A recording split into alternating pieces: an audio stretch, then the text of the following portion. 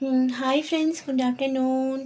இன்றைக்கி நம்ம வீட்டில் பார்த்தீங்கன்னா மார்னிங் செட்டிநாடு சிக்கன் கிரேவின்னு பார்த்தீங்கன்னா இதில் வந்து தேங்காய் போட்டிருப்போம்.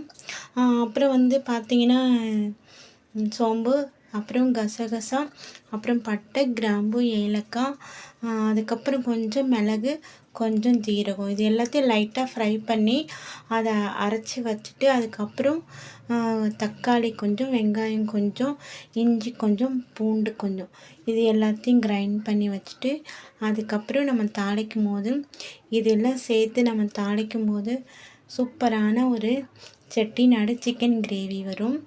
இது கூட நம்ம இட்லி, தோசை, சப்பாத்தி, அதுக்கப்புறம் இடியாப்பம் எல்லாத்துக்கும் சூட்டபுளாக இருக்கும் இந்த வர கிரேவி. செம்மையாக இருக்கும், டேஸ்ட்டும் அட்டகாசமாக இருக்கும். நீங்கள் இந்த மாதிரி ப்ரிப்பேர் பண்ணி சாப்பிட்டு பாருங்கள் ஃப்ரெண்ட்ஸ். சூப்பராக இருக்கும், டேஸ்ட்டே அட்டகாசமாக இருக்கும். இந்த மாதிரி செட்டிநாடு சிக்கன் கிரேவியும் இட்லியும் சாப்பிடுங்க, டேஸ்ட்டாக இருக்கும்.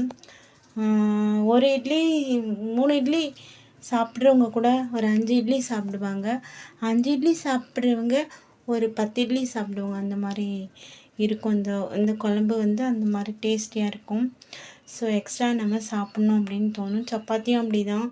2 சப்பாத்தி சாப்பிட்றவங்க இந்த கிரேவியை வச்சு சாப்பிட்டிங்கன்னா ஒரு 5 சப்பாத்தி சாப்பிடுவாங்க. அந்த மாதிரி இருக்கும்.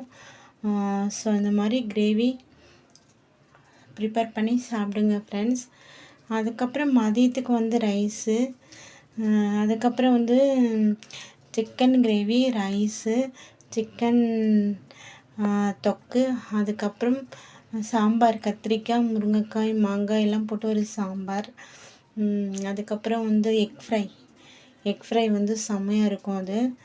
அது வந்து பார்த்திங்கன்னா எக் பாயில் பண்ணிவிட்டு அதுக்கப்புறம் அதில் வந்து கொஞ்சம் ஜிஞ்சர் கார்லிக் பேஸ்ட்டு, அதுக்கப்புறம்